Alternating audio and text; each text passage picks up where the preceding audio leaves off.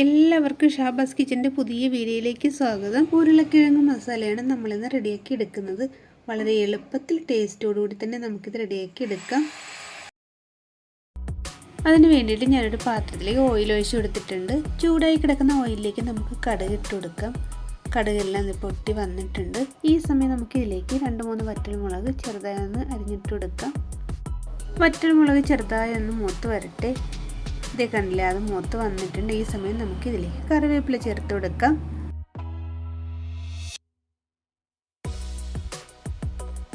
നമ്മുടെ കറിവേപ്പില ഒന്ന് മൊരിഞ്ഞ് വന്നിട്ടുണ്ട്. ഈ സമയം നമുക്ക് ഇതിലേക്ക് ഉരുളക്കിഴങ്ങും സവാളയും കൂടെ ചേർത്ത് കൊടുക്കാം. 1 കിലോ ഉരുളക്കിഴങ്ങും 2 വലിയ സവാളയാണ് ഞാൻ എടുത്തിട്ടുള്ളത്. അത്യാവശ്യം വലിയ പീസായിട്ടാണ് ഞാൻ കട്ട് ചെയ്തെടുത്തിട്ടുള്ളത്. ചെറിയ പീസിനേക്കാൾ ഈ മസാലയ്ക്ക് വലിയ പീസായി എടുക്കുന്നതാണ് കേട്ടോ നല്ലത്.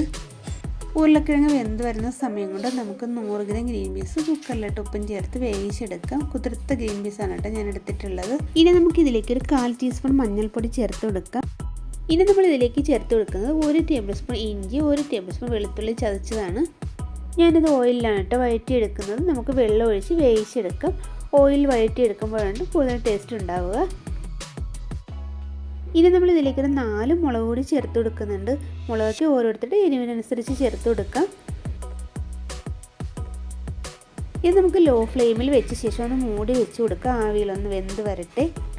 ഈ സമയം നമുക്ക് ഇതിലേക്കുള്ള മസാല റെഡിയാക്കി എടുക്കണം. അതിന് വേണ്ടിയിട്ട് ഞാനൊരു ചട്ടി അടുപ്പത്ത് വെച്ച് കൊടുത്തിട്ടുണ്ട്. നമുക്ക് ഒത്തിരി തേങ്ങയൊന്നും വേണ്ട കേട്ടോ, കുറച്ച് തേങ്ങ മതി. ഇതിലേക്ക് ഞാനൊരു 50 ഗ്രാം തേങ്ങയാണ് എടുത്തിട്ടുള്ളത്. ഇനി ഞാൻ ഇതിലേക്ക് 5 തണ്ട് കറിവേപ്പില കൂടി ചേർത്ത് കൊടുക്കുന്നുണ്ട്.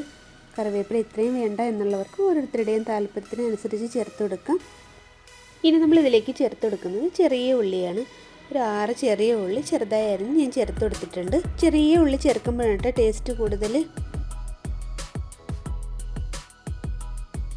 ഇതിൻ്റെ കൂടെ തന്നെ 1/4 ടീസ്പൂണിൽ അല്പം കൂടി പെരിഞ്ചീരകവും 1/2 ടീസ്പൂൺ കുരുമുളകും കൂടി ചേർത്ത് കൊടുക്കാം. അപ്പോൾ ഇനി നമുക്കിതൊരു മീഡിയം ഫ്ലെയിമിൽ വെച്ചിട്ട് ഇങ്ങനെ ഇളക്കി കൊടുക്കുക. ഒരു ബ്രൗൺ കളറായി വരുന്നവരെ ഇളക്കി കൊടുക്കുക, കരിഞ്ഞു പോരുത് കേട്ടോ.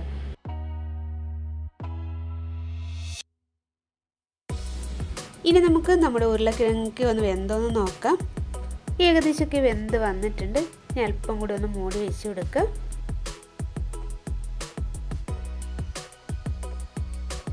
നമ്മുടെ തേങ്ങയുടെ വെള്ളമൊക്കെ ഒന്ന് മാറി മുരിഞ്ഞ് വരുന്നുണ്ട്. നമ്മുടെ തേങ്ങയൊക്കെ ഒരു ബ്രൗൺ കളറായി വരുന്ന ഈ സമയം നമുക്ക് ഇതിലേക്ക് ഒരു 1/4 ടീസ്പൂൺ മഞ്ഞൾപ്പൊടി, 1/2 ടീസ്പൂൺ മുളക് പൊടി, കാശ്മീരി ചില്ലിയാണ് കേട്ടോ ഞാൻ ചേർത്ത് കൊടുക്കുന്നത്, 1/2 ടീസ്പൂൺ മല്ലിപ്പൊടി. ഈ പൊടികളെല്ലാം ലോ ഫ്ലെയിമിൽ വെച്ചിട്ടാണ് കേട്ടോ നമ്മൾ ചേർത്ത് കൊടുത്തിട്ടുള്ളത്.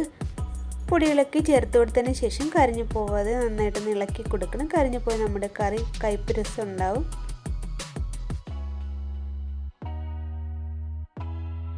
ഈ സമയം നമുക്ക് ഇതിലേക്ക് 1 ടേബിൾ സ്പൂൺ വെളിച്ചെണ്ണയാണ് കേട്ടോ ഞാൻ ചേർത്ത് കൊടുത്തിട്ടുള്ളത്. ഈ സമയം ഇതിലേക്ക് വെളിച്ചെണ്ണ ചേർത്ത് കൊടുക്കുമ്പോൾ നമ്മുടെ തേങ്ങയ്ക്ക് ഒന്നുകൂടി നല്ല ബ്രൗൺ കളറായി കറിക്ക് നല്ലൊരു ടേസ്റ്റും കിട്ടും. അപ്പോൾ നമ്മുടെ തേങ്ങ അതേ കരിഞ്ഞൊന്നും പോയിട്ടില്ല, നല്ല മുരിഞ്ഞ് കിട്ടിയിട്ടുണ്ട്.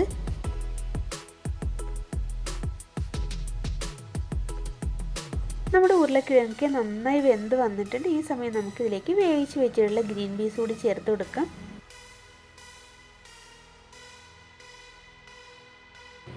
ഒന്ന് ഇളക്കി യോജിപ്പിച്ച് കൊടുത്ത ശേഷം നമ്മൾ ഇതിലേക്ക് ഒരു 1/2 ടീസ്പൂൺ കാശ്മീരി ചില്ലിയാണ് ചേർത്ത് കൊടുക്കുന്നത്. ഇത് നമുക്ക് നന്നായി ഇളക്കി യോജിപ്പിച്ച് കൊടുത്ത ശേഷം ഒന്ന് മൂടി വെച്ച് കൊടുക്കാം. നമ്മൾ വറുത്തെടുത്ത് വെച്ചിട്ടുള്ള തേങ്ങയുടെ ചൂടൊക്കെ മാറി നമ്മൾ മിക്സിയിൽ ജാറിൽ ഇട്ട് കൊടുത്തിട്ടുണ്ട്. അത് നമുക്ക് നന്നായി പൊടിച്ചെടുത്തിട്ട് അപ്പോൾ ഇതേ കണ്ടില്ലേ, നന്നായിട്ട് നമ്മൾ ഇതുപോലെ ഒന്ന് പൊടിച്ചെടുത്തിട്ടുണ്ട്. ഇനി നമുക്കിതിലേക്ക് വെള്ളം കൂടി ചേർത്തിട്ട് നന്നായി അരച്ചെടുത്തിട്ട് വരാം. അപ്പോൾ ഇതേ കണ്ടില്ലേ, നമ്മൾ ഒത്തിരി വെള്ളമൊന്നും ചേർത്ത് അരച്ചെടുത്തിട്ടില്ല, ശകലം വെള്ളം ഇതിൽ ചേർത്ത് കൊടുത്തിട്ടുള്ളൂ. ഇതേ കണ്ടില്ലേ, ഈ പരുവത്തിലാണ് നമ്മൾ അരച്ചെടുത്തിട്ടുള്ളത്. ഇനി നമുക്ക് ഈ അരപ്പ് ഉരുളക്കിഴങ്ങിനെ ചേർത്ത് കൊടുക്കാം.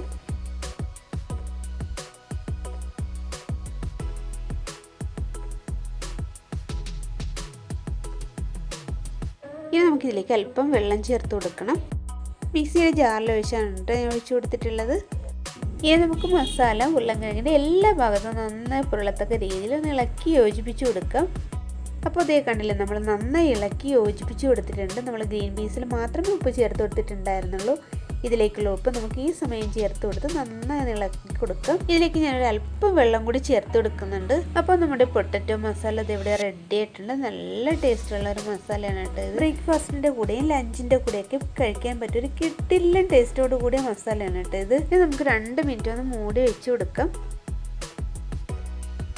ലാസ്റ്റ് ഞാൻ ഇതിലേക്ക് അല്പം മല്ലിയിലൂടെ ചേർത്ത് കൊടുക്കുന്നുണ്ട്. നിർബന്ധമൊന്നുമില്ല, ഉണ്ടെങ്കിൽ മാത്രം ചേർത്ത് കൊടുത്താൽ മതി. ചേർത്ത് കൊടുത്താൽ നല്ലൊരു ഫ്ലേവർ കൂടി കിട്ടും. അപ്പോൾ നമ്മുടെ പൊട്ടറ്റോ മസാല നിങ്ങൾക്ക് ഇഷ്ടമായി ലൈക്ക് ചെയ്യാൻ, ഷെയർ ചെയ്യാൻ, സബ്സ്ക്രൈബ് ചെയ്ത് സപ്പോർട്ട് ചെയ്യാൻ മറന്നു പോകരുതേ. നിങ്ങളുടെ സപ്പോർട്ട് ഒന്നുകൊണ്ട് മാത്രമേ നമുക്ക് മുമ്പോട്ട് പോകാൻ പറ്റുള്ളൂ. അപ്പോൾ അടുത്ത വീഡിയോയിൽ വരുന്നത് എല്ലാവർക്കും ബൈ.